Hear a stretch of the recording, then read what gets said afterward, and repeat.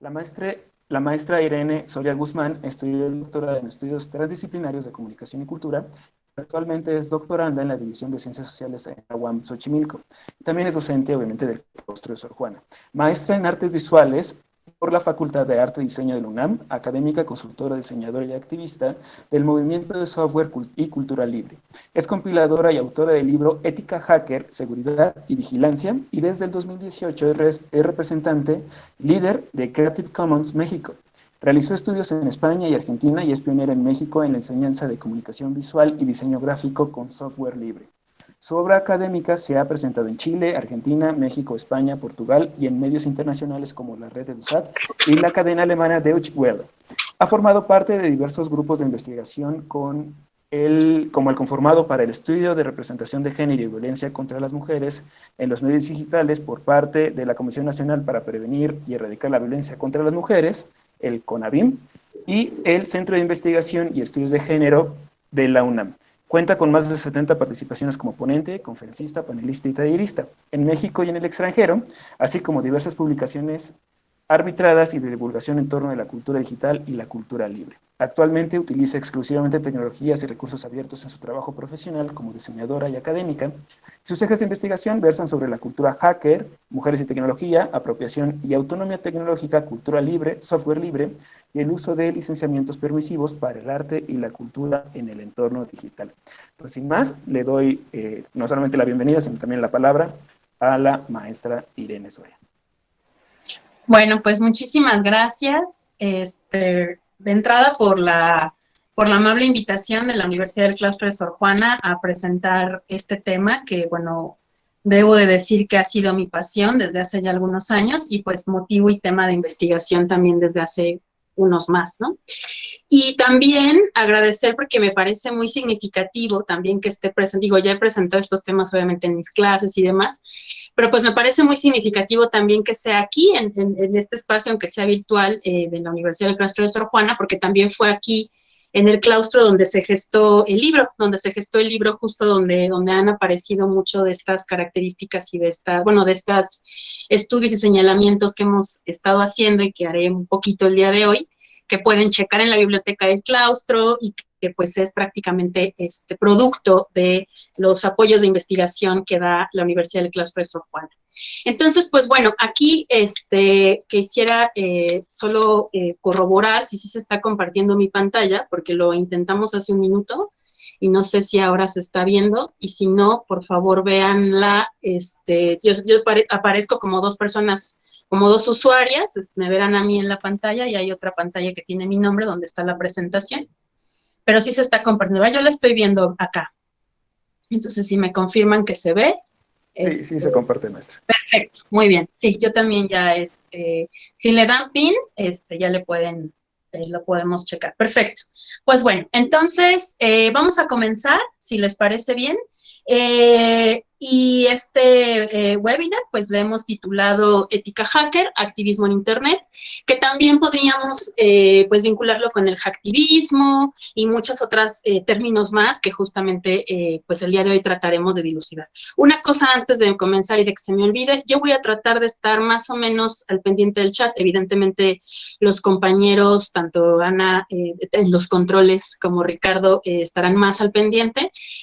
Yo no podré estar tan atenta al chat, pero la idea sería que lo pudiéramos dialogar en la medida de lo posible, en lo que nos dan estas plataformas, tratar de vincular algunas preguntas o algunos casos específicos para que podamos enriquecer. Sobre todo porque muchos de estos temas también tienen que ver con imaginarios, tiene que ver con lo que creemos ¿no? Que es un poco también lo que me gustaría debatir el día de hoy, lo que creemos que es un hacker, lo que creemos que está pasando y también la complejidad, ¿no? que implica el observar movimientos sociales con las nuevas herramientas o con los nuevos medios o con Internet, ya que tiene un montón de capas, ¿no?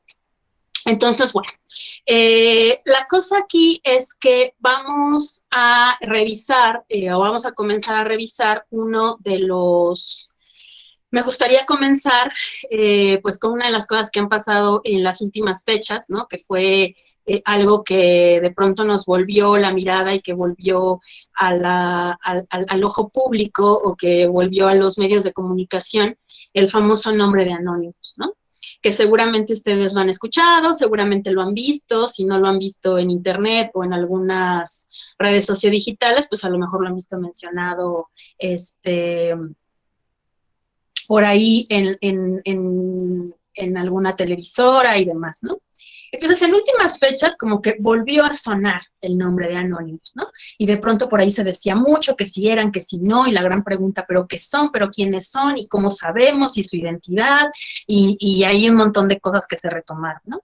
Entonces, lo interesante de estos acontecimientos, y que con esto me gustaría empezar para de ahí arrancar, a grandes rasgos, ¿qué pasó? Obviamente pasaron más cosas de lo que voy a poner acá, pero a grandes rasgos, en la noche del 31 de mayo y 1 de junio, pues hubo una supuesta aparición de Anonymous que ha sido reconocido como un grupo no solo de hacktivistas, aquí le puse como hacktivistas, pero también ha sido reconocido como grupos que también hacen ciertos tipos de bromas o que son incluso algunos asociados con troleo, pero ahorita vamos hacia allá.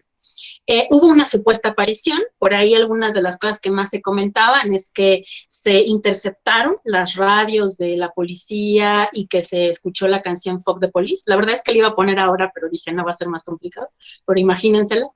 Se filtran el listado de personalidades asociadas a una red de pedofilia, particularmente en Estados Unidos, aunque no exclusivamente.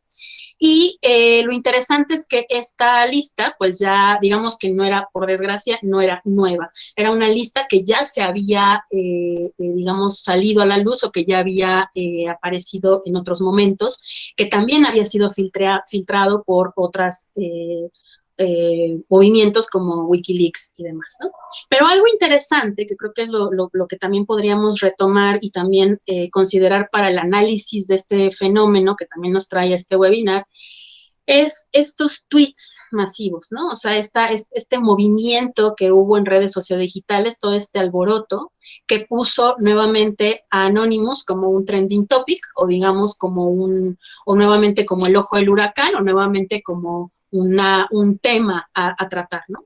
Entonces, a mí eso es lo que me parece interesante. ¿Qué es lo que pasa cuando temas como estos vuelven a estar en el ojo público ahora con digamos, tomando en consideración que las redes sociodigitales de pronto nos están comenzando a marcar eso, ¿no? O sea, nos están comenzando o nos marcan el pulso, digamos, de lo que la gente en muchas ocasiones habla.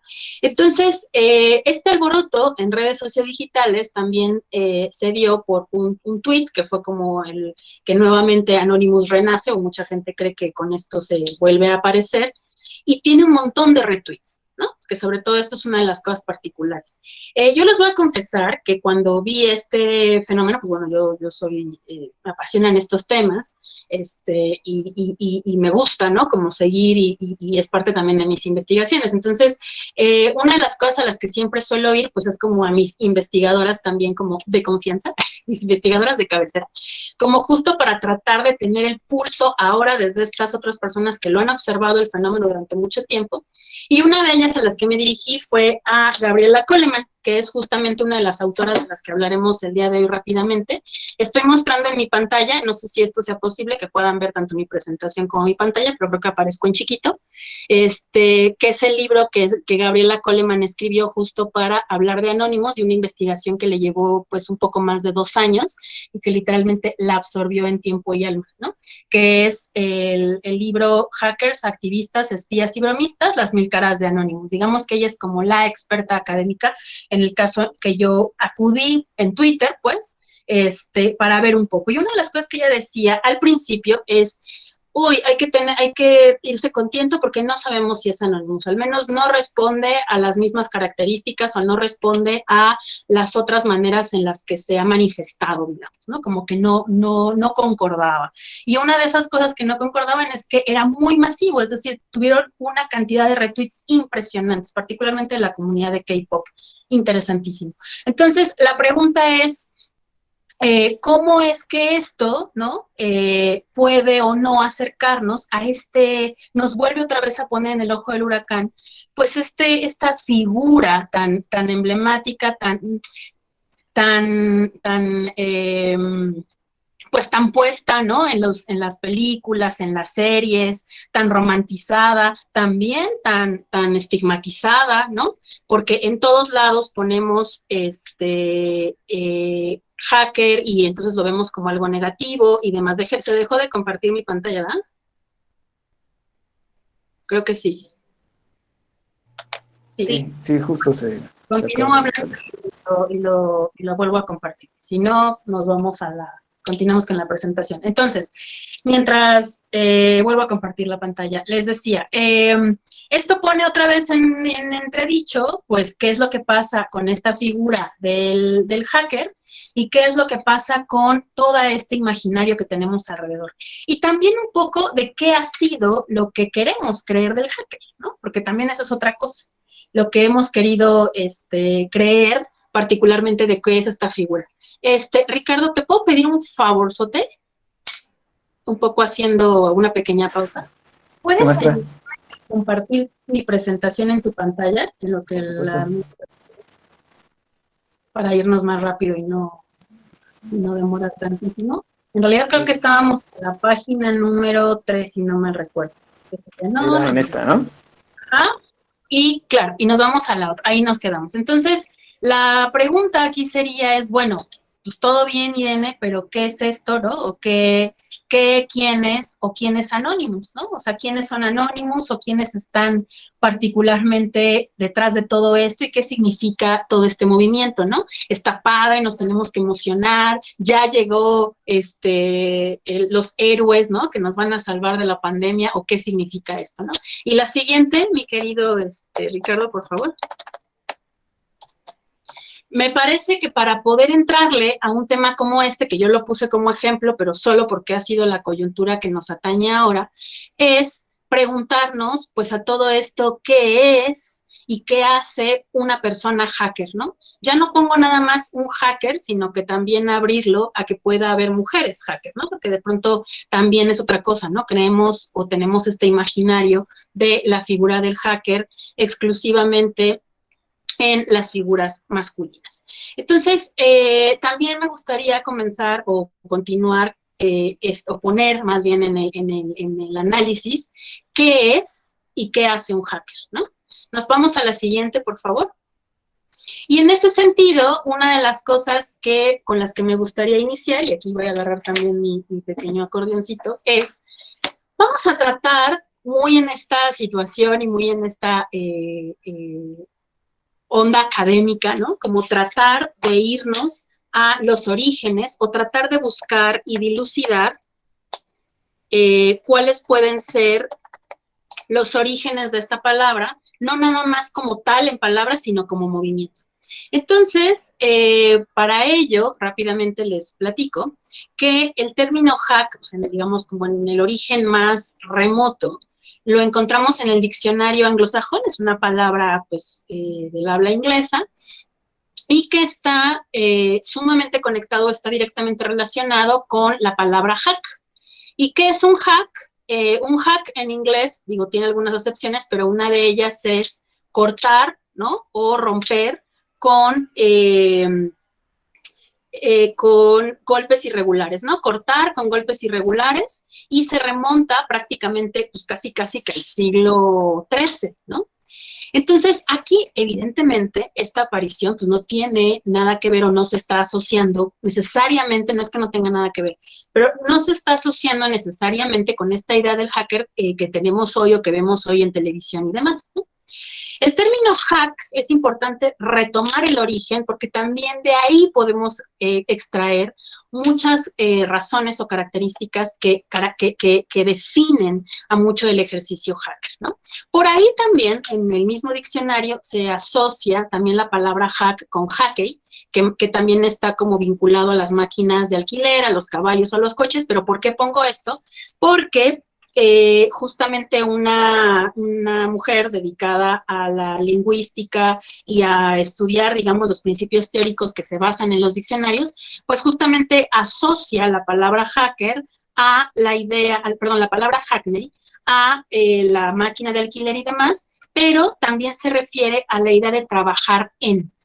Esto es importante porque prácticamente estamos hablando de una posibilidad de una persona o de un sujeto, una persona que está trabajando específicamente en algo, ¿no? Y esto también resulta interesante porque se conecta con la siguiente definición que nos empieza a,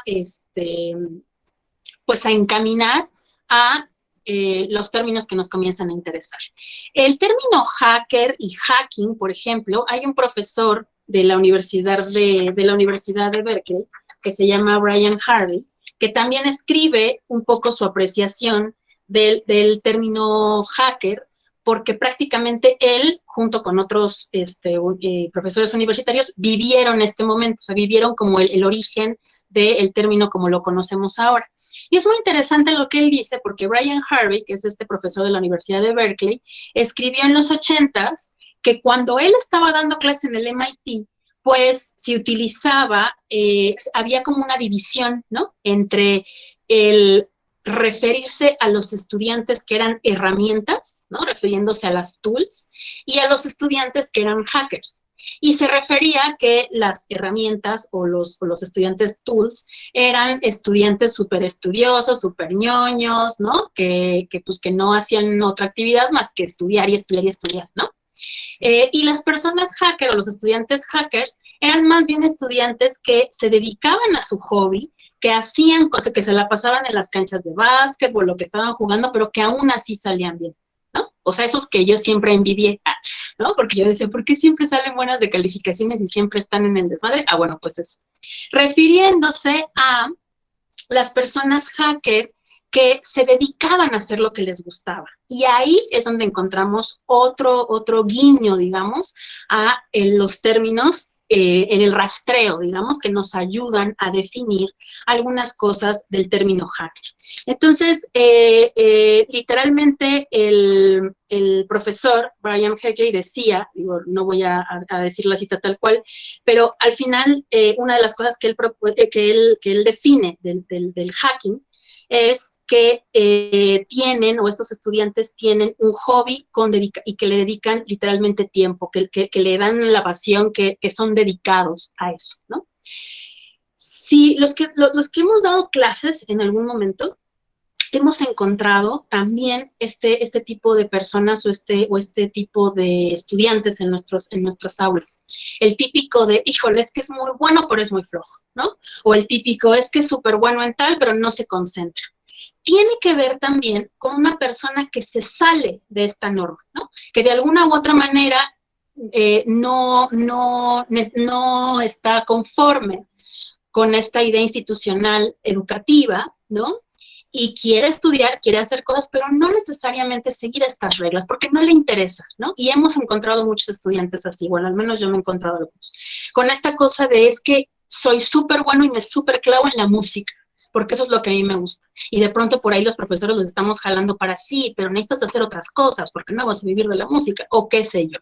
Entonces, es importante mencionar esto, porque entonces empezamos a encontrar algunas, digamos, luces que nos permiten articular, yo creo, no un término súper cerrado, sino por el contrario, luces que nos ayuden a conectar con la figura del hacker. Entonces, este profesor hablaba del hacking y del hacker y de estos chavos y bueno, de estos jóvenes que hacían ese hobby con mucha dedicación los identificaba con una actitud hacker. ¿Y qué es esta actitud hacker? Pues justamente es una actitud de personas entusiastas que están clavadas, el típico clavado, ¿no? O sea, el típico que se clava en la textura o la típica que se clava en algo.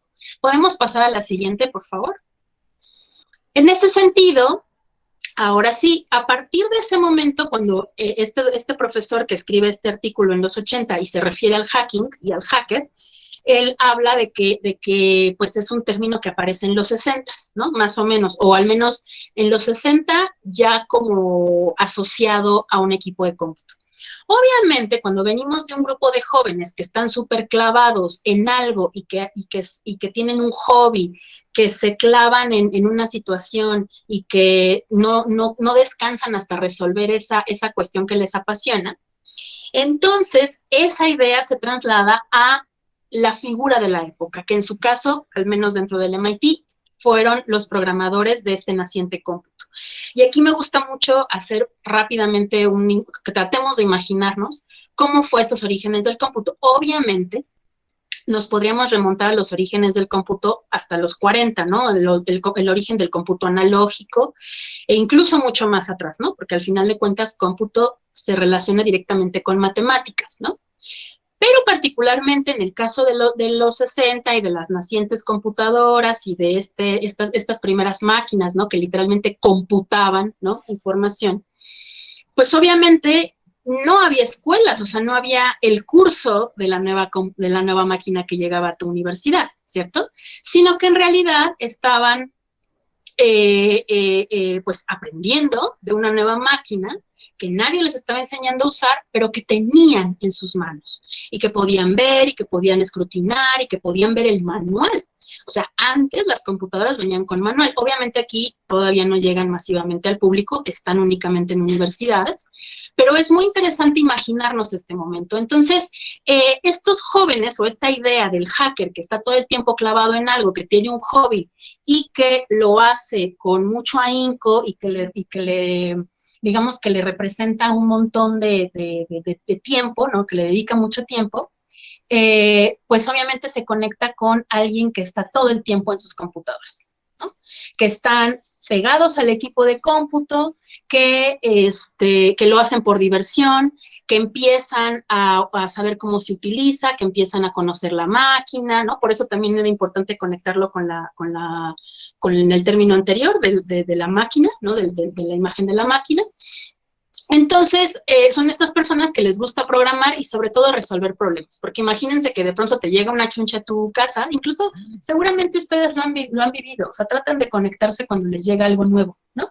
Ya ahorita somos muy de plug and play y todo le queremos que funcione rápido, ¿no? Pero hubo un momento, sobre todo a esto va dirigido a las personas más jóvenes, que la gente leía instrucciones, ¿no? Hubo un momento en que la gente leía las instrucciones y armaba, ¿no? La cosa nueva que acababa de comprar. Entonces, ese momento en el que la actitud hacker se traduce en ese hobby al que le dedicas mucho tiempo y que ahora le dedicas a las computadoras, ¿no? Pues entonces te permitía resolver problemas. Entonces, obviamente se asoció con la pasión por el cómputo y algo que me gusta mucho resaltar es que incluso estos mismos hackers, que ahorita vamos a ver la definición que ellos mismos se dan, incluso estos mismos hackers dicen que no tienen habilidades extraordinarias. Eso es bien importante resaltar, porque ellos mismos dicen, ahorita más adelante lo veremos con detenimiento, pero ellos dicen que es pasión por algo, ¿no? O sea, literalmente es que algo te gusta mucho, te apasiona muy cañón, y no tiene que ver con habilidades extraordinarias, que de pronto hoy les atribuimos, ¿no? O sea, de pronto les atribuimos esta idea de que son particularmente tocados por las diosas del cómputo, ¿no? Porque obviamente son diosas, ¿no? Ahora, continuamos, por favor, en la siguiente. Entonces, esto estamos hablando de los 60, ¿no? O sea, digamos que ahí es donde se empiezan a utilizar estos términos para hablar de estas personas programadoras que están prácticamente resolviendo problemas con sus computadoras. Aquí hay un momento importante que sucede, esto pues continúa, ¿no? O sea,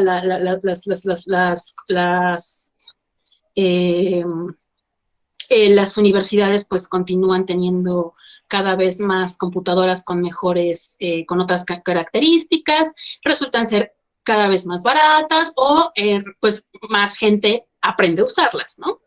Entonces, en la década de los 70 sucede algo importante que a mí siempre me gusta resaltar y subrayar porque además va muy de la mano con la idea de la cultura hacker y de la que poco se habla. Por ahí de la década de los 70 estaríamos hablando entre finales, o sea, no hay como un año específico, pero entre mediados y finales. Hay un momento que yo digo que es coyuntural en la historia del cómputo que se refiere al cierre de código de programación del software.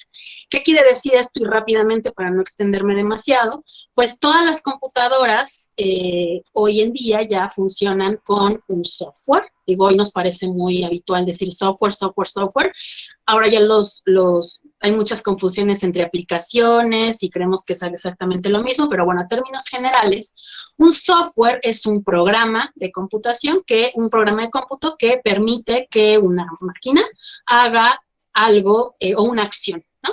Desde hacer una videoconferencia o conectar a múltiples personas hasta hacer un documento de texto o importar una imagen, tomar una fotografía, etc.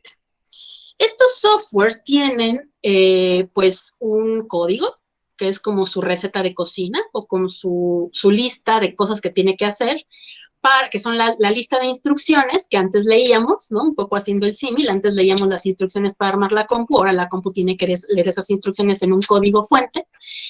Y ese código fuente, pues, piensen que en los orígenes del cómputo pues, se compartía de una manera habitual. Ay, mira, hice un software que me hace esto a la compu, a ver, pásamelo, a ver, toma, a ver, mira, pruébalo, a ver, ahora úsalo tú, ¿no? Y sucede que, pues como es de esperarse en el sistema capitalista en el que vivimos, pues la idea de cerrarlo resulta más atractivo para ciertas empresas, porque entonces es la idea de, híjole, no, eso es información valiosa y no vas a saber cómo está hecho mi software, mejor lo cierro, ¿no? Y a esto me refiero al cierre de código de programación del software, o sea, cerramos el código para que no se pueda ver, para que no se pueda escrutinar y evidentemente para que los usuarios no lo puedan ver. Obviamente esto en una lógica capitalista suena súper lógico, ¿no? O sea, suena súper lógico que yo no quiera dar la receta de la Coca-Cola, ¿no? Como que eso hoy no suena súper lógico. Sin embargo, yo siempre pongo en la mesa qué tan lógico es, ¿no? Que de pronto, si hoy sale una vacuna contra este virus que hoy nos acecha y que ha ocupado gran parte de nuestras vidas, y si de pronto eso que es tan útil y que nos serviría a toda la humanidad, pues de pronto esa receta de esa vacuna, pues solo estuviera cerrada y solamente pudieran acceder ciertas personas. Estamos hablando de bienes comunes también, ¿no? Que de pronto es muy difícil dilucidar o no siempre es fácil de ver dentro de una lógica permeada por la industria.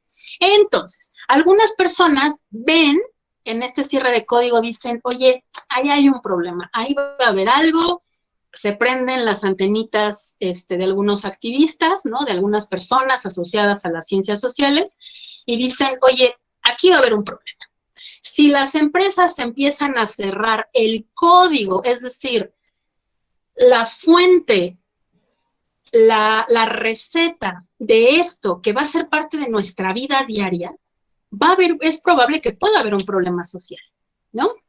Uno de ellos fue Richard Stallman. Richard Stallman es algunos autores como Steven Levy dicen que es el último hacker de la vieja escuela, ¿no? Que aún vive. Con hacker de la vieja escuela se refiere un poco a esto de los old school hackers, o sea, como de los hackers que fundaron, ¿no? Evidentemente, también algo de lo que hablaré hacia el final es que también a Richard Stallman hay que cuestionarle muchas cosas. Sin embargo, para términos de este punto, de esta diapositiva, ya brincaré a la otra, él resulta ser una persona coyuntural en este momento porque al final de la década de los 70s comienza a pensar en escribir un software que tenga como característica que nunca se cierre, ¿no? Que yo pueda escribir el código y que nunca venga alguien a cerrarlo, que su debraye o su ir y venir por la vida sea justamente abierto, para que no exista la posibilidad de que alguien se beneficie particularmente de ello.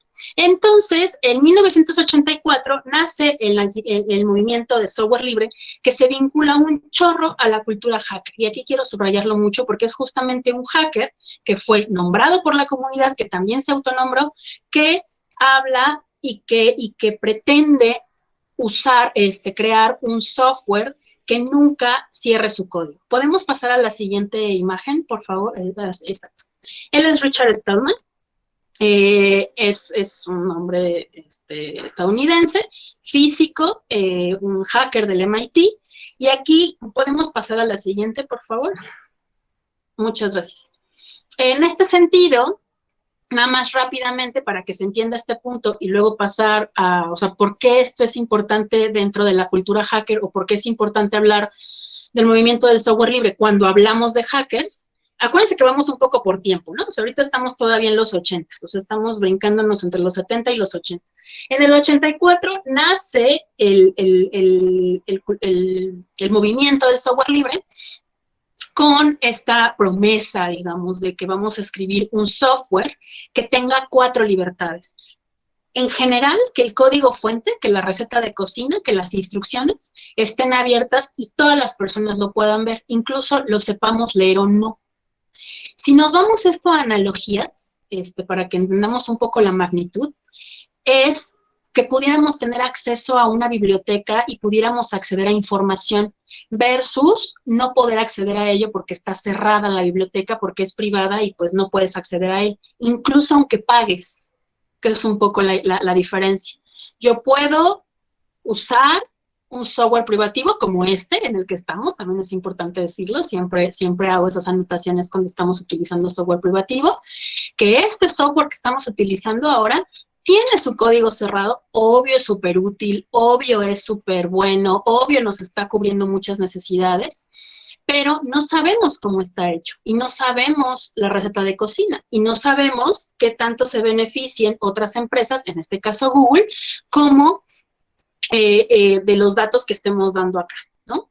Entonces, el software libre tiene como característica que esto sí se sepa, ajá, que el código sea abierto, que el código, sea abierto para todos y tiene 4 libertades. Rápidamente, Richard Stallman dice, la libertad 0 es que el software libre podrá ser usado para lo que sea, ¿no? Para, incluso un poco lo dice así, y eso a mí me parece súper interesante y claro, muy debatible, lo podemos platicar hacia el final, que ya también me voy a ir acelerando, porque ya vi que ya estamos, bueno, no en tiempo, todavía tenemos tiempo, pero para irle midiendo. La libertad de usarlo para lo que sea, para el bien o para el mal, ¿no? O sea, podemos crear el mundo, podemos crear un software súper bueno para hacer una videollamada o destruir el mundo, ¿no? Digo, hasta ahora no ha habido un software que destruya el mundo, pero esto es una parte súper interesante que tiene que ver con el libre albedrío, ¿no? La libertad número 1, que le pongo en asterisco porque el código, la libertad del código es importante para eso, es la libertad de estudiar el programa y ver cómo fue hecho. Que yo lo pueda ver, que lo pueda estudiar, que pueda ver la receta de cocina y que pueda estudiar y saber cómo se hizo. Esto es muy importante. Piénsenlo en sus recetas hoy en la cuarentena que estamos haciendo panes, que todo el mundo está horneando, ¿no? Piensen cómo sería hacer pan sin la receta, ¿no? O sea, le podrían calcular y todo, pero seguro les ahorraría tener la receta a un gran paso. La libertad de distribuir copias del programa a otros. Esto quiere decir que yo puedo modificar esa receta de pan y luego compartírselo a otras personas para que lo puedan utilizar, ¿no? Y por último, la libertad de mejorar el programa y hacer públicas esas mejoras, ayudar a la comunidad. Eso quiere decir que yo podría muy fácilmente, que eso es un poco lo que yo digo para tratar de conectarlo con lo social, ¿no? Porque de pronto tenemos solo el argumento que no me parece que sea malo en sí, pero que no nos podemos quedar solo con ese argumento. No nos podemos quedar con el argumento únicamente comercial y de la industria. Tenemos que ver otros argumentos y uno de los grandes argumentos que yo siempre defiendo es la educación. ¿Qué pasa cuando yo llego a una universidad pública o privada? ¿No? Porque también la gente cree que en las universidades privadas están exentas y yo no lo creo. ¿Qué pasa cuando yo voy a una universidad pública o privada como docente y mis estudiantes tienen o necesitan una herramienta para hacer un video, muy desde la comunicación, ¿no? Lo que recomendamos es o que compren el programa, pero muchos de ellos están casualmente ocupando eso en sus colegiaturas, ¿no? Y no tienen para comprar un programa. O necesitan comprar una cámara, ¿no? El programa, aunque lo compres, no te permite ver el código, ¿no? Entonces, eso también es muy grave porque solo nos está permitiendo usarlo o sea, nos está dando el permiso de usarlo. Y cuando me refiero a este argumento es, ¿qué pasa cuando le decimos a los estudiantes, pues bueno, pues es que no te queda de otra más que bajarte el crack? Y eso es lo que hacemos, y yo lo digo, yo lo hice, ¿no? Y esto no es esto me parece que no tiene que criminalizar a los profesores o al profesorado. ¿Por qué? Porque necesitamos crear. ¿Es eso o no hacer nada? Entonces, la propuesta es, tratemos de indagarlo con el software libre. Pongo aquí siempre, cuando hablo de software libre, un poco la diferencia, porque mucha gente lo utiliza como sinónimo open source. Y open source no es sinónimo de software libre, es parecido, pero no es lo mismo, porque el open source todavía eventualmente permitirá cerrarlo. Entonces, yo soy partidario, si me lo preguntan, yo soy software libre. Entonces, ahora, continuamos con la siguiente página, la siguiente diapositiva, por favor. Continuando con esta digresión, ya más o menos vimos, que espero que no haya, estoy más o menos checando el chat. Sí, por ahí dicen copia para estudiante. Exacto, es que yo no estoy de acuerdo con el término pirata, por ejemplo. Yo estoy, yo digo copia no autorizada por las industrias, ¿no? Pero optaré como justo por el tema del software libre. Vamos a tratar de unir esto con nuestro camino, ¿no? Nuestro camino con el término hacker. Entonces, empieza a ser como una idea de hobby, empiezan a hablar de los personas que programan como una, pues sí, como una persona entusiasta que se la pasa todo el tiempo pegada a las compus, etc, etc, etc. Pero esta coyuntura del cierre del código, ya dice por ahí Foucault, ¿no? El tema del poder. Si tengo una opresión de un lado, pues voy a tener una respuesta. Entonces viene el movimiento de resistencia del software libre y aquí se afianza la cultura hacker y digamos que se empieza a tomar como bandera o como estandarte. Y entonces en los 80 pasan cosas muy interesantes. Una de ellas es que nací yo. Qué mal chiste. Una de ellas es, bueno, son tres cosas que suceden interesantes e importantes en los 80. Uy, no manches, soy de los 80. Sí, sí, sí. Es que ya tengo alumnos que nacieron en los 2000 y ya me asusto. En el término hacker, o para el tema que nos convoca, pasan tres cosas que a mí me parecen fundamentales. El primero es, por primera vez, una autodefinición formal, ¿no? Que un grupo de hackers, que otros le han llamado hackers y que ellos se asumen como hackers, escriben. O sea, literalmente ellos dicen, oye, ya estamos hablando mucho de este tema, hay que escribir nuestras reglas, ¿no? O sea, como su manifiesto, como su diccionario, porque la gente no estaba entendiendo y se estaba comenzando a tergiversar. Eso también es muy interesante. Entonces, cuando tú empiezas como comunidad a escribir tu glosario y aparece The Jargon File o el archivo de la jerga, digamos, que es como la jerga hacker. Yo les recomiendo que está en internet. Es relativamente sencillo de encontrar. Yo de todos modos les voy a pasar la bibliografía después de esta charla para quien esté interesada e interesado. Y en el Jargon File se habla de una autodefinición de hacker, o sea, son los hackers los que se definen. Se habla del argot, ¿no? O sea, qué significan ciertas cosas, qué es un bug, qué es ¿no? Como un montón de términos bien interesantes que se podrían aplicar a la vida. Y mucho del humor. Algunas personas hablan también de esta como cosmovisión hacker, ¿no? La segunda cosa que sucede es que hay algunos autores, sobre todo periodistas, los periodistas son los primeros en hablar antes que los académicos, hasta donde yo sé, claro, es que los periodistas empiezan a hablar de los hackers, les empieza a interesar y dicen, oye, ¿y este vato qué hace? Está muy loco, ¿no? O sea, porque aquí ya se empieza a masificar, o sea, en los 80, ya en el 84 aparece la Mac Classic, ¿no? O sea, ya empieza a masificarse el cómputo, ya la gente empieza a comprarlas, no tanto como ahora, pero ya empiezan a estar esta idea de la computadora como electrodoméstico. Entonces, personajes como Stephen Levy, bueno, periodistas como Stephen Levy, escriben libros y textos sobre los hackers, y uno de ellos es Hackers, Héroes de la Revolución Informática, donde él lista el nombre de una serie de hackers, la mayoría hombres, creo que solo hay 2 mujeres, que toman las características del hacker, ¿no? Y la última cosa que me parece importante y que nos permite brincar a la siguiente etapa del hacker, que podría ser en los 90, es la masificación de esta figura. Con la masificación del cómputo viene la masificación del término hacker. Continuamos con la siguiente, por favor. Voy a darme una vueltita por el chat. Ok. Entonces, ay, qué mal que te tienes que ir. Bueno, continuando con el término. Aquí me atreví a hacer algo que siempre le digo a mis alumnos y alumnas que no hagan, que es poner mucho texto en la presentación. Pero particularmente créanme que tiene justificación. Esta autodefinición a mí me parece fundamental siempre repetirla en donde haya, pues donde se pueda. Una de las primeras cosas, ya en la lámina anterior hablé de estas tres cosas que me parece importantes que pasan en los 80 y me voy a referir a la primera, el Jarron File. El Jarron File, como les digo, es el diccionario de los hackers, ¿no? Y es un diccionario que ellos mismos escriben, que esta misma comunidad del MIT escribe. Por eso me parece importante remitir, cuando alguien pregunta, oye, ¿qué es un hacker? Bueno, pues vamos a remitirnos a lo que ellos dicen que son, ¿no?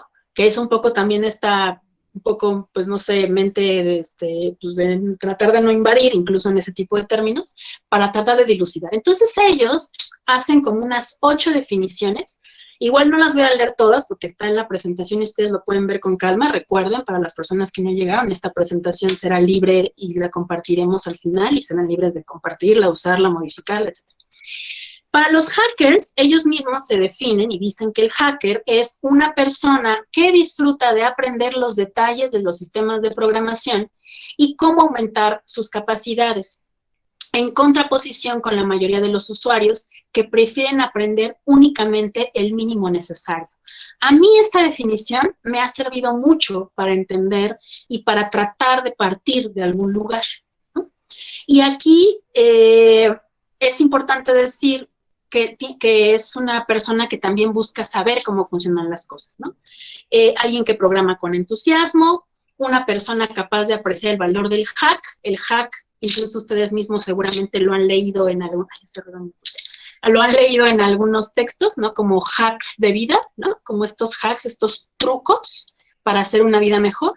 Entonces, cuando eres capaz de apreciar un hack, también tienes mente de hacker, porque estás pensando como hacker.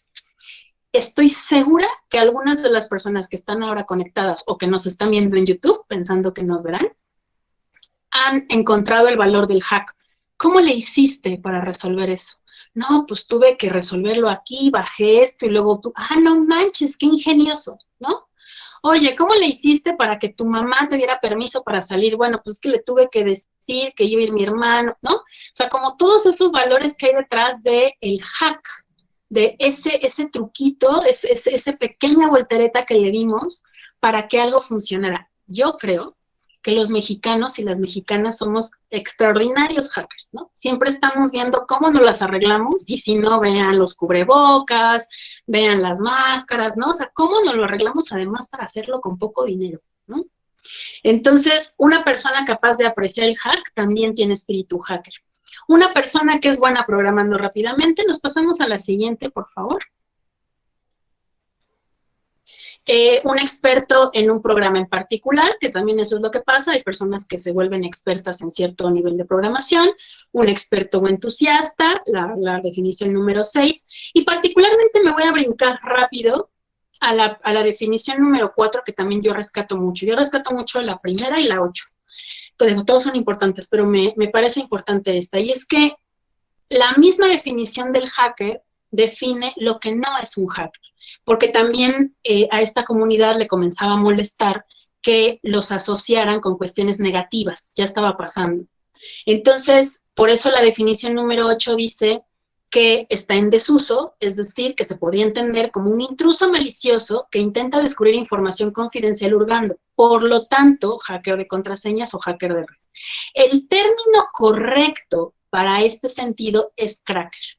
Es decir, de alguna manera están diciendo, güey, sí nos han llamado así, o sea, sí ha habido hackers que hackean esta contraseña, pero no como lo están viendo ustedes. Así que, si quieren referirse a alguien que se quiera meter a la computadora o que quiera hacer un uso malicioso, usen el cracker. Yo me esfuerzo muchísimo por decir esto a las personas a las que les parece importante mi opinión, sobre todo en medios de comunicación, y es imposible, porque mucha gente asocia el término hacker más que cracker. Yo me empeñaré en seguir usando el término cracker como algo malicioso y no confundirlo con el hacker, porque a mí me parece que hay muchas cosas de la cultura hacker que se pueden rescatar, y ahorita vamos hacia allá. Entonces, sí, justamente, Elizabeth, si te vas integrando, empezamos justamente con Anonymous y empezamos a dejar algunos temas, y una de las cosas que estamos debrayando ahora es que para entender Anonymous necesitamos entender cómo funciona el hacker, qué hace un hacker o qué en teoría qué es, para que lo retomemos hacia el final. Entonces, La propuesta es, en este sentido, volver a estos términos, ¿no? Y justamente pensarlo como cracker, ¿no? Y hacer esta diferenciación para que entonces lo planteemos desde otro lugar. Pasamos a la siguiente, por favor. De ahí la importancia de usar la palabra cracker cuando se entrometen de forma maliciosa y regresar frecuentemente al jargon file, porque por ahí se hacen actualizaciones. El jargon file, por ejemplo, en el 2003 pone en entredicho, porque como todo el mundo ya quería ser hacker, que también no me parece tan malo, es que un hacker debe de ser nombrado por alguien más o algún miembro de la comunidad, ¿no? Que también esto es como parte de la jerga. Por eso cuando de pronto alguien llega y dice yo soy hacker, ¿no? Dentro de la comunidad hacker, esa es justo una forma de dudar que eres hacker. ¿Sí me explico? Que es esta cosa como de, si ya te autonombras hacker, probablemente no lo seas. Estoy hablando de la jerga, estoy hablando un poco de la imagen, estoy hablando un poco del movimiento, ¿va? Obviamente también lo podemos cuestionar, incluso yo creo que se ha cuestionado, ¿no? Que literalmente, sí, exacto, tiene que ver con esta idea de, mira, a mí no me vengas con cosas, ¿no? Enséñame tu trabajo, el famoso show me the code, al cual vamos a llegar. Hasta aquí, espero que no esté siendo muy, muy clavada o que esté empezando a debrayar, pero me parece que es importante dejar esto muy, muy, muy en claro para que ustedes mismas y mismos se vayan haciendo una idea de esto, ¿no? Vamos a pasar a la siguiente, por favor. Y también para que vayan pensando y abremos el debate hacia el final. Ya casi estamos acercándonos a los 2000 y con eso a ver qué es lo que está pasando con Anonymous, ¿no? Bueno, entonces, la segunda cosa que yo les decía que me parecía importante rescatar del término hacker en los 80 es que algunos autores como Stephen Levy y otros, que muchos son periodistas, hombres y mujeres, también hay una mujer que habla del hacker, definen las prácticas y principios de la persona hacker. O sea, Stephen Levy escribe porque observa a Stallman, a Eric Raymond y a otra serie de hackers más, empieza a observar sus prácticas y empieza a observar que efectivamente son prácticas raras. Hago una acotación y un asterisco. Esto es algo que nos llama la atención de todas las personas que nos interesamos por este fenómeno, ¿no? La razón en la cual empezamos a ver hackers es porque dices, un momento, ¿qué estás haciendo con tu computadora? ¿Por qué tienes una pantalla en negro y estás ahí, ¿no? ¿Por qué no tienes una interfaz gráfica? ¿Por qué no aparece, ¿no? ¿O por qué estás resolviendo con terminal la edición de un video? O sea, cosas extrañas, que más que extrañas, tiene que ver con otros usos, con usos que no están necesariamente masificados. Y eso es lo que dice Stephen Levy. Stephen Levy dice que para los hackers el acceso a las computadoras y todo lo que nos pueda enseñar algo de cómo funciona el mundo debe ser ilimitado y total, ¿no? O sea, que no debe de haber limitantes, que tenemos que poder acceder a estos términos y que toda información, en el segundo punto, debe de ser libre, ¿no? El tercer punto, hay que desconfiar de la autoridad y promover la descentralización. El cuarto, lo que debe ser valorado del hacker son los hacks, ¿no? Es decir, sus diseños, sus programas y sus prácticas. Esto a mí me parece súper rescatable y no su jerarquía social, ni sus títulos académicos, ni su raza o condición social. O sea, sí tú muy doctor, ¿no?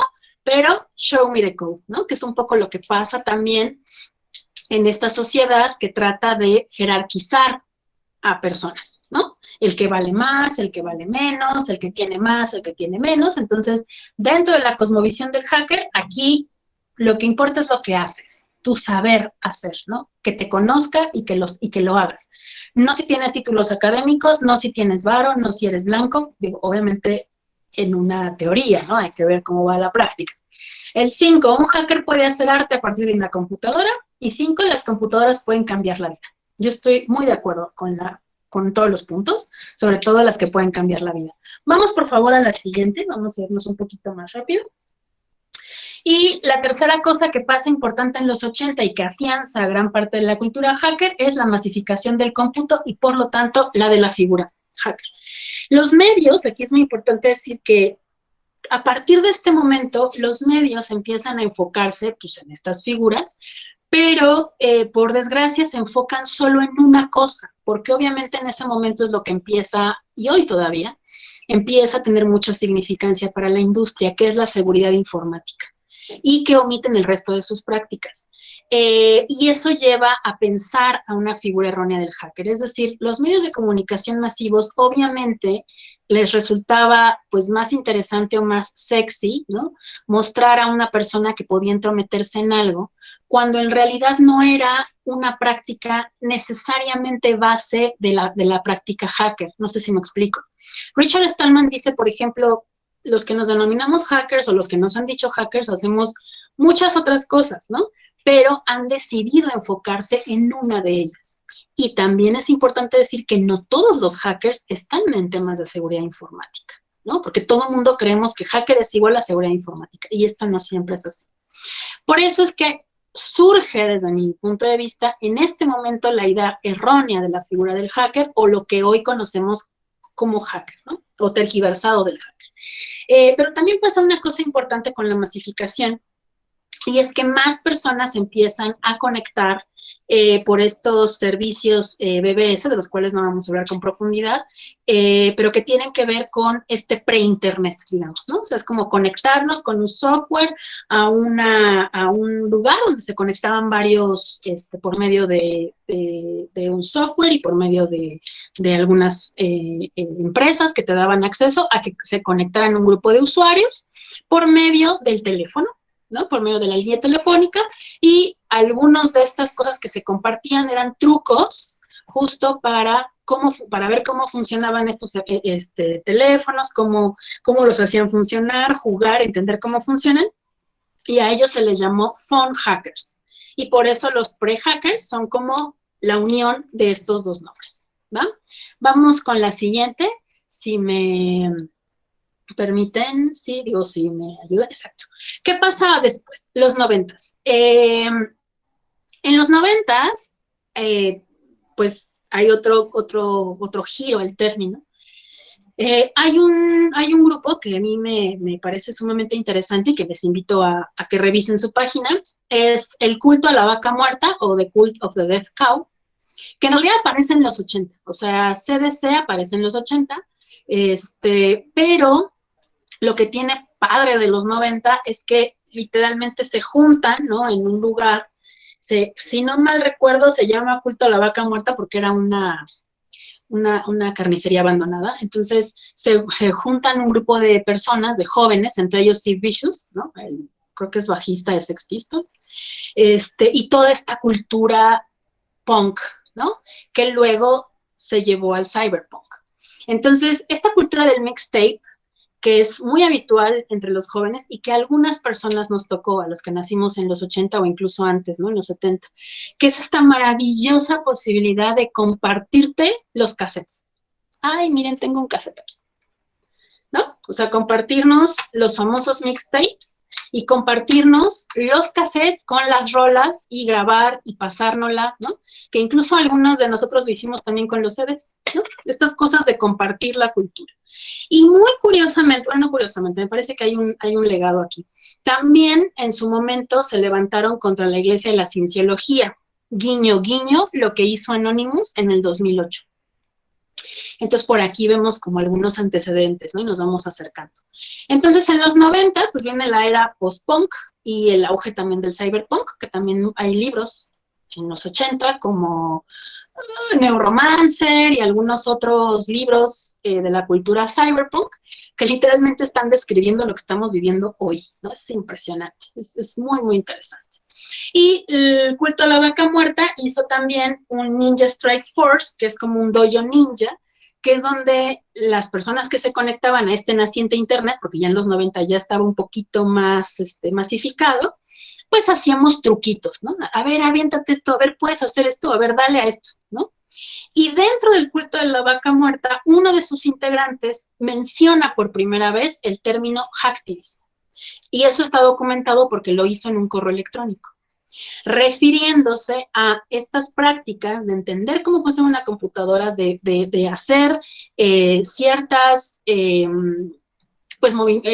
conocimientos dentro de la naciente red, de cómo funcionaba Internet, junto con el término activism, ¿no? de la lucha social, o vinculado con la lucha social. Y entonces nace el término en los 90, particularmente en el 96, del hacktivismo. Podemos pasar a la siguiente, por favor. Neuromante de William Gibson, así es. Justamente ahí es donde vamos a ver hablando de los hacktivistas. Bueno, entonces el hacktivismo, hablar del hacktivismo. Cuando hablamos de hacktivismo, creemos que solo es, ¿no? Así de, ay, bueno, pues es que son activistas hackers, ¿no? Pero en realidad sí tiene un trasfondo que tiene pues una justificación o una argumentación que está vinculado con la Declaración Universal de los Derechos Humanos, con la Convención Nacional de Derechos Políticos y Civiles, y que particularmente, vean cómo se empiezan a conectar. Se conecta con el software libre y la idea del código abierto y la información, ¿no? Porque entonces hay esta idea de, ojo, si nos cierran la receta de cocina, hay posibilidades de que nos atoren, les gustan mis términos académicos, de que nos ven la cara las empresas. Entonces, ojo con esto, empiezan a darse cuenta estos activistas de estas cosas. Entonces, por eso el derecho a la información resulta fundamental tomarlo como derecho humano. Y aquí les pido que se conecten con algunos momentos que seguramente algunos de ustedes y yo vivimos, ¿no? Los 90. Si alguno de ustedes se conectó en los 90, más o menos podrá dilucidar que el Internet era distinto a como lo conocemos hoy. Hoy ya no encuentras cosas que encontrabas antes, ¿no? Antes, digo, no quiero romantizar los 90 porque también podemos discutirlo, pero el abogar por un nuevo espacio virtual, o el ciberespacio, como también se mencionó en algunas novelas de ficción, abogar por este espacio libre, otra vez horizontal, que ese era el sueño de Internet, ¿no? O sea, ese era el sueño de Internet. Cuando el ZLN, cuando el Ejército Zapatista de Liberación Nacional colgó, ¿no? Su página web y literalmente se enteró todo el mundo dijo, Internet es es el cambio de paradigma, ¿no? Porque todos somos horizontales, porque aquí no va a haber el sistema de producción en un lugar, todos vamos a poder generar contenidos, todas y todos vamos a poder hacer, ¿no? Entonces era como el sueño, ¿no? Entonces, cuando llega el hacktivismo, es esta idea de, ojo, hay que mantenerlo libre, el conocimiento debe ser libre, que es como uno de los estatutos del hacktivismo, y hay que asegurar la identidad, garantizar el anonimato. Por eso es que yo siempre hago un paréntesis para decir que el anonimato no es necesariamente en un término negativo. Tenemos que garantizar el anonimato en tanto que también ejercemos derechos dentro de Internet, ¿no? Si yo soy activista, si yo soy defensora de derechos humanos, si yo soy periodista o estoy haciendo una investigación, necesito el anonimato porque no quiero ni que rastreen mis búsquedas ni que sepan que estoy viendo, no quiero que sepan que estoy comparando una copa menstrual.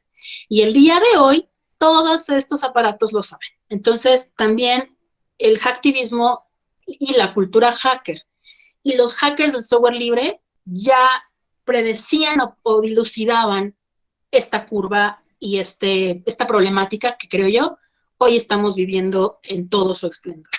Entonces, el conocimiento debe ser libre y aquí es donde empiezan a hacerse las divisiones, ¿no? Se llaman hacktivistas y no todos los hackers son activistas, ¿no? Es un poco también como esa diferenciación.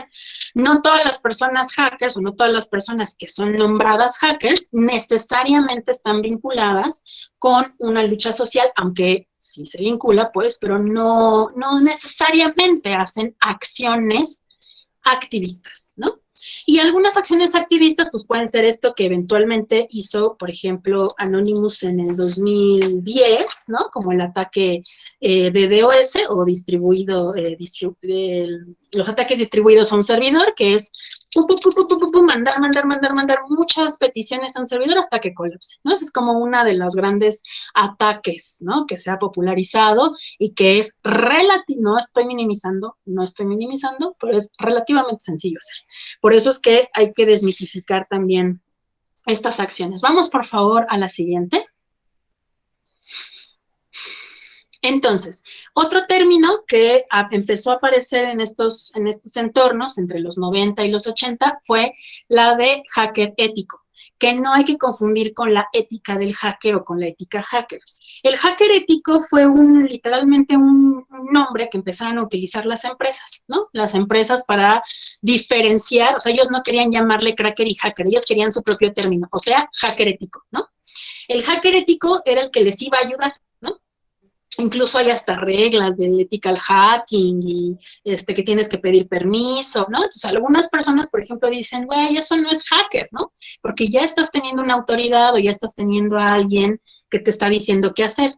Pero vamos a discutirlo, o sea, veamos sus acepciones. El hacker ético fue literalmente, o sea, fue hacerte ¿cómo se llaman estas cosas? ¡Ay, se me acaba de ir la palabra! Gafete, ¿no? Para hacerte tu gafete dentro de una empresa que dijera hacker ético. Entonces empezaron a haber cursos de ethical hacking y todo el mundo incluso empieza a venderlos, etcétera, etcétera. Mientras que los hackers volteaban y decían, o sea, ¿cómo? ¿No? O sea, están enseñando a hacer esto, pero se está enfocando a la seguridad y no es nada más la seguridad, el término hacker es más amplio. Entonces también es importante ver estas acepciones, ¿no? Entonces, se populariza mucho el término hacker ético porque algunos hackers avisan a algunas periodistas y les dicen, güey, BBVA tiene problemas o tiene una vulnerabilidad en tal lado, avísenles, ¿no? Porque obviamente las empresas estaban conectándose de manera naciente en el Internet y había muchas problemáticas, por supuesto, pero entonces estos hackers que ya venían haciendo que ya venían en el software libre, que ya conocían su computadora, pues podían detectar las problemáticas. Entonces, se notificaban estas vulnerabilidades para que se hicieran públicas, ¿no? Que era un poco como esta ética. Vamos a pasar a la siguiente. Veo que hay muchos mensajes. Ok, sí, PDoS, exactamente. Ok, bueno. Entonces, ¿qué pasa en los 2000? ¿O cómo nos vamos acercando a estos nuevos términos? A mí me gusta particularmente tres personas autoras que a mí me gustan, que es Mackenzie Wark, Pekka Himanen y Gabriela Coleman. Obviamente a todos los podemos debatir, sobre todo a Pekka Himanen, que tiene una visión también muy desde el norte global y muy desde el tengo mucho tiempo para hackear, ¿no? Uno de ellos los voy a poner en mi pantalla, o sea, donde estoy hablando yo, el libro de Mackenzie Wark que se llama Un manifiesto hacker, ¿no? Como verán, lo tengo ampliamente marcado. Un manifiesto hacker a mí también me gusta mucho porque son temas, y es un libro que se escribió en los 2000, son temas abiertos, el índice literalmente son, híjole, eso sí creo que no se va a ver, a lo mejor ahí sí, son pues temas de la vida pues pública, común, ¿no? Y cuál es la visión del hacker frente a estos temas. ¿Qué piensa el hacker de la educación, de la historia, de la información, de la naturaleza, de la producción, de un vector, ¿no? Sí, es vector. Entonces, la abstracción, qué es la clase, qué es la educación. Y vienen muchas cosas vinculadas, pues por supuesto, a la libertad del conocimiento, a términos marxistas también, a hablar de que la educación no es la institución, ¿no? Y que literalmente hay frases que a mí me parecen maravillosas. Por ejemplo, hackear es expresar conocimiento en cualquiera de sus formas, ¿no? El conocimiento hacker implica en su práctica una política de información libre, de aprendizaje libre, el regalo del resultado de una red punto a punto, que es esta idea de que todos generamos el conocimiento, ¿no? Obviamente hay todo un capítulo de hackear, ¿no? ¿Qué significa hackear? Digo, no me voy a meter en eso porque nos puede llevar mucho tiempo, pero una de las cosas importantes que hace Mackenzie Wark en los 2000 es decir, ojo, porque la propiedad intelectual es otro de los conflictos que nos traerá una nueva lucha de clases, ¿no? Y se refiere con la propiedad intelectual, que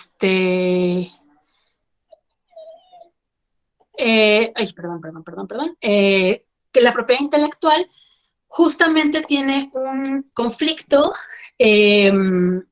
con algunos organismos y empresas.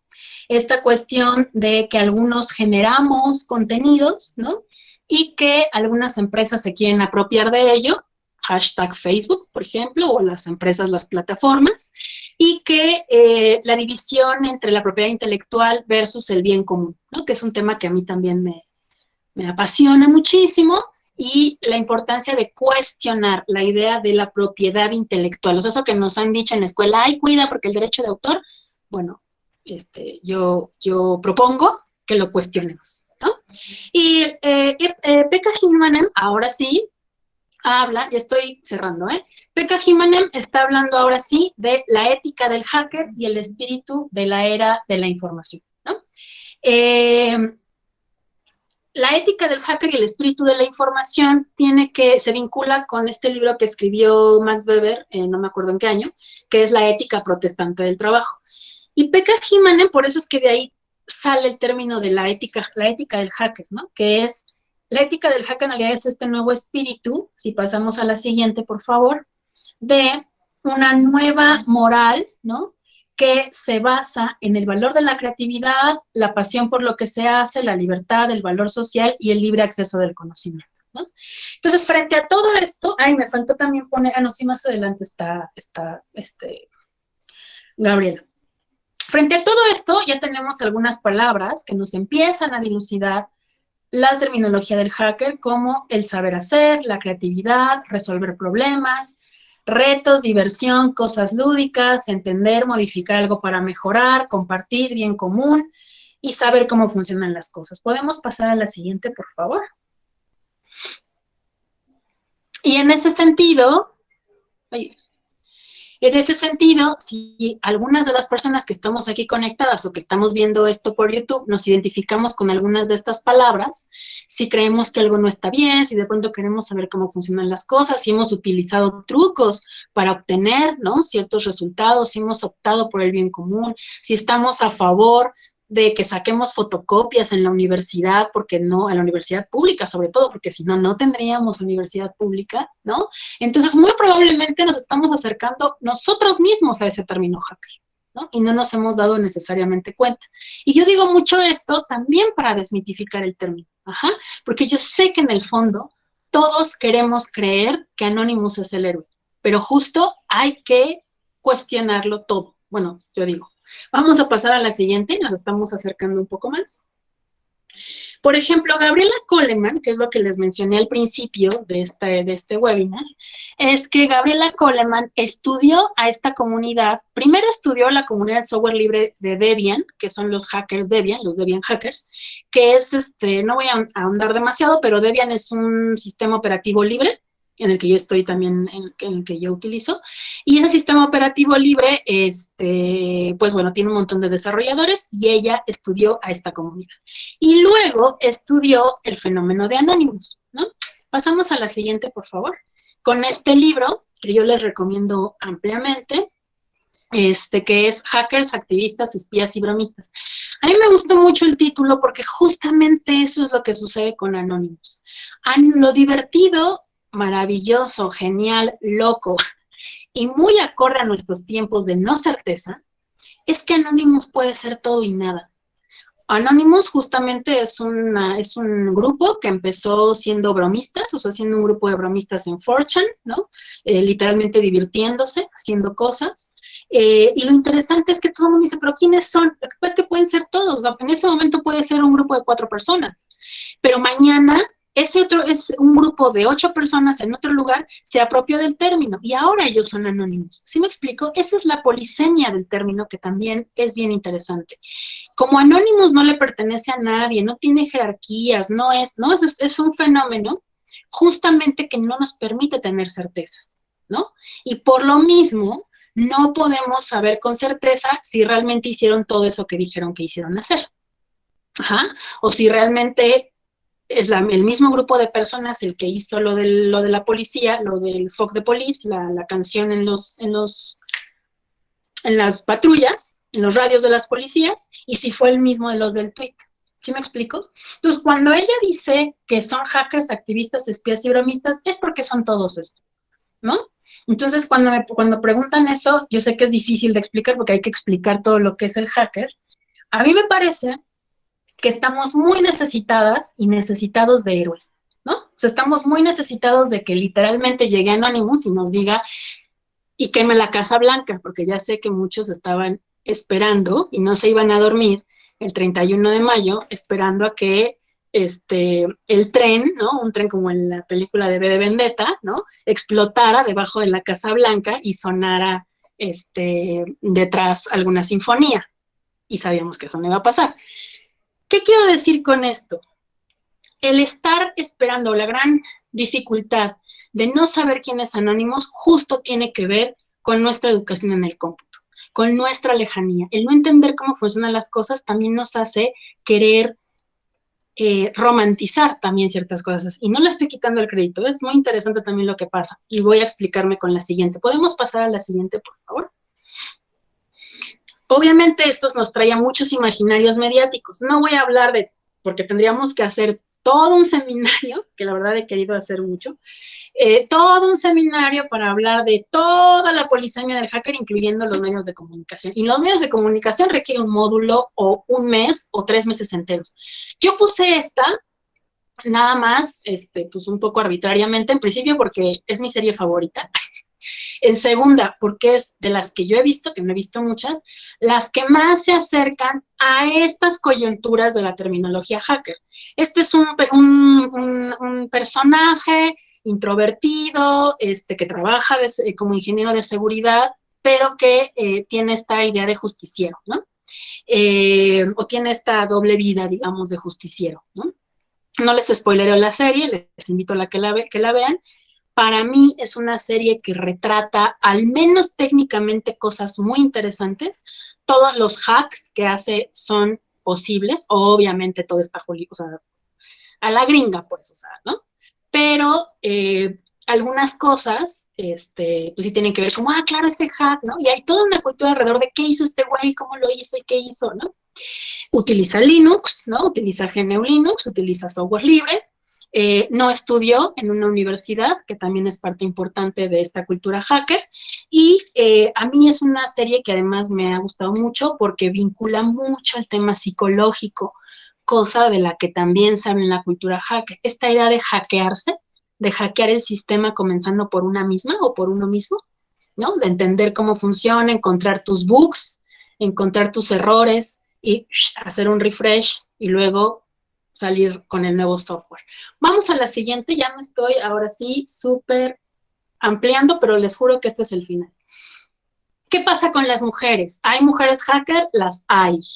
Y también me parece que abre toda una veta de información y de investigación y de otra manera de ver los hackers. No voy a, por desgracia, hablar con mucho detenimiento, creo que debí de haberle dado mucho más tiempo a esto, pero voy a barajear algunos nombres. Margarita Padilla es una desarrolladora también de software libre, una mujer, ella es española, que también ha sido un referente, una figura importante para las mujeres que estamos interesadas en la tecnología.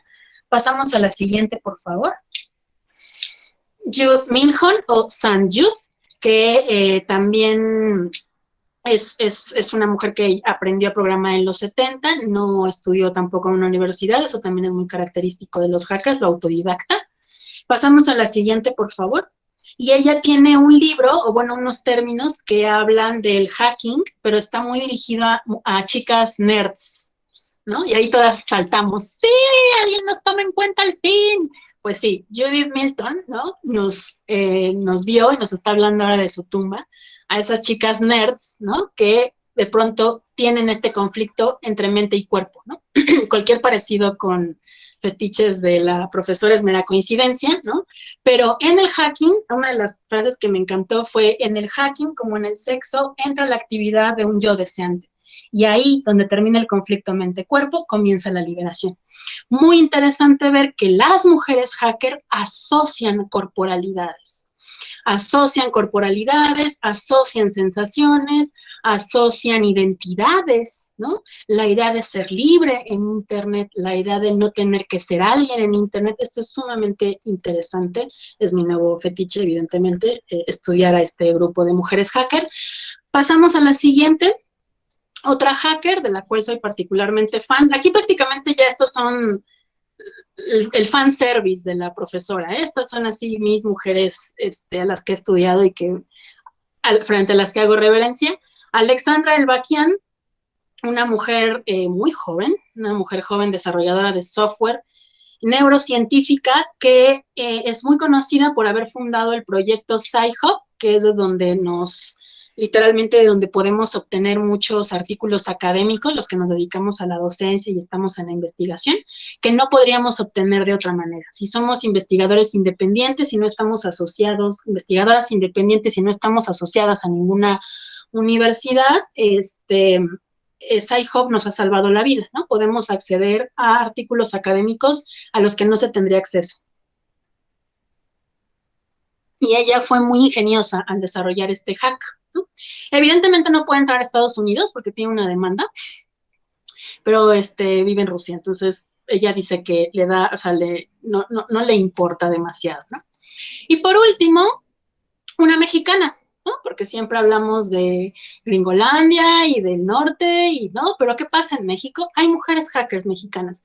Paola Villarreal, 1984, nacida en la Ciudad de México, es desarrolladora, igual, ella estudió la preparatoria, ha tenido, ella misma lo dice, ella es autodidacta, empezó haciendo páginas web, empezó en los foros, empezó justamente a hacer sus pininos, usuaria, en su momento activista del movimiento del software libre, que desarrolló una serie de herramientas, un framework, una serie de herramientas que se utilizó en un proyecto llamado Data for Justice, que entre otras cosas ayudó a recopilar datos de la policía de Boston e identificar pues cómo muchas de estas criminalizaciones se daban casualmente, ya ven que eso no pasa en Estados Unidos, a grupos racializados, ¿no? Que había un sesgo racial en las detenciones policíacas de Boston. Él hizo la comparación en mapa y dijo qué casualidad que las detenciones por droga y demás estén en ciertas regiones y cómo esto puede ser asociado con temas de racismo. Entonces, eso le permitió, Data for Justice, permitió que se revirtieran al menos unas 20,000 sentencias donde se demostró que sí había racismo en la ciudad de Boston, ¿no? Lo hizo a través de la recopilación y combinación de datos y censos.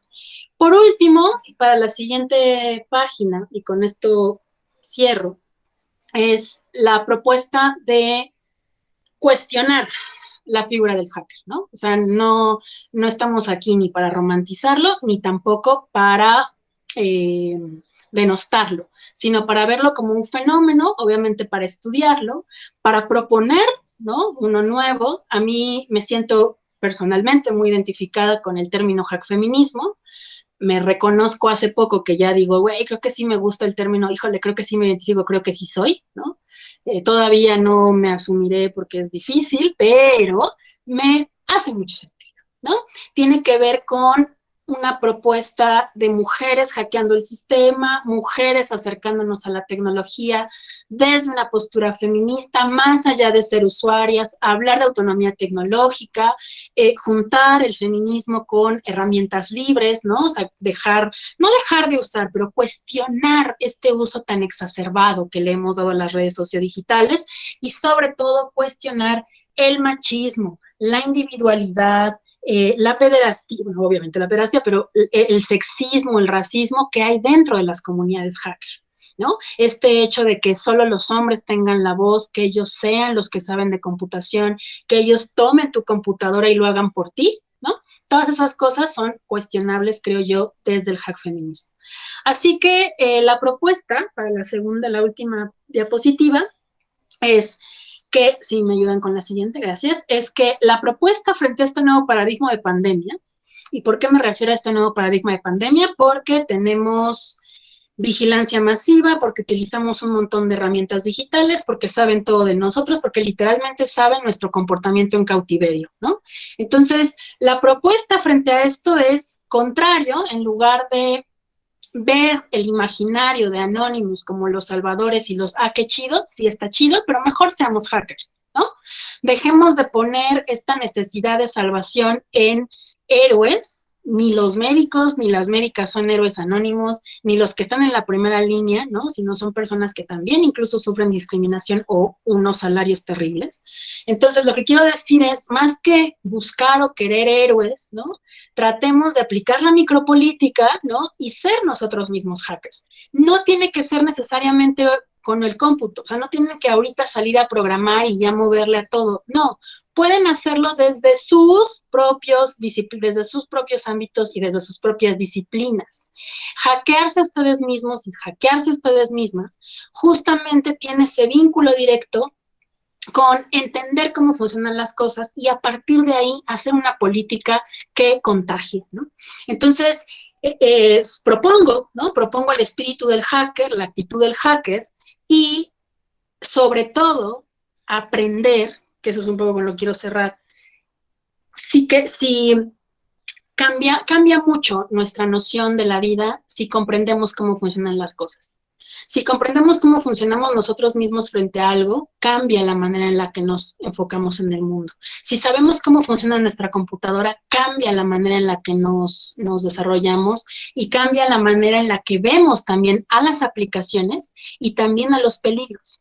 Dejamos de romantizar, pero también dejamos de temer, ¿no? Y empezamos a decir, ok, esto no es posible, así que no me estés chamaqueando. O, esto no se puede, ¿no? Confío en esto porque mi cuenta de banco está en tal. ¿Sí me explico? Cuando conocemos cómo funcionan las cosas, miramos el mundo desde otro lugar y no esperamos a que llegue una persona que en su currículum vitae diga, hola, soy hacker, ¿no? Y sea usuario de Microsoft o sea usuario de Mac, ¿no? No por denostar a las personas que usan Mac ni Microsoft. Quiero decir, revisando el espíritu del que hemos hablado en este webinar, ¿no? Y al final me parece que eso es justamente lo que nos permiten tanto las ciencias sociales como carreras como la que estamos, como las que yo doy clase, ¿no? Que es la de comunicación en el claustro de Sor Juana, que es justo entender cómo funcionan las comunicaciones y con eso ampliar nuestro criterio, tener una teoría, o sea, tener un pensamiento crítico y no dejarnos llevar por lo primero que vemos porque nos parece interesante, sino simplemente sabemos cómo funciona, dejamos de temer y nos relacionamos de una manera distinta. Entonces, por eso al final, la última, por favor, es que la respuesta al Anonymous, pues eso, ¿no? Anonymous puede ser todo y nada. O sea, incluso no exagero y no romantizo, no quiero soñar ñoña cuando digo que podríamos ser nosotras o nosotros. ¿Por qué? Porque Anonymous no tiene a alguien fijo y eso es lo interesante. Lo podía tomar tanto el bromista como el grupo de personas que se pone de acuerdo para ir a manifestarse. Pero al mismo tiempo puede ser la persona que hace el chiste o trolea en un chat. ¿Sí me explico? Entonces, no es que uno sí o el otro no, en realidad todos lo son y justo eso es, a mí por eso me parece interesante que el término refleja las no certezas que tenemos hoy como sociedad en este mundo virtual y digital. Entonces, pues eso, para entender bien la onda, pues más bien seamos hackers, ¿no? Y frente a eso nos movemos del lugar. Ahora sí acabé. En la siguiente presentación, en la siguiente slide, están mis datos por si quieren contactarme. Bueno, en realidad está mi Twitter. También estoy, pues, por medio de la Universidad del Claustro de Sor Juana. Y, pues, bueno, yo doy clases justamente en el Colegio de Comunicación y, obvio, estos temas son parte nodal de mis clases. Espero que les haya parecido interesante. Lamento haberme ampliado tanto, pero me parece que puede ser útil. Muchísimas gracias. Perfecto. Gracias.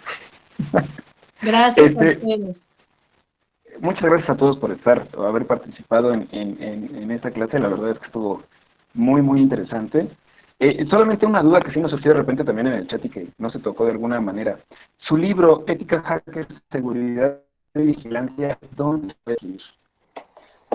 Está en línea. De hecho, está en la página del claustro, pero creo que con la nueva modificación de la página no está el link.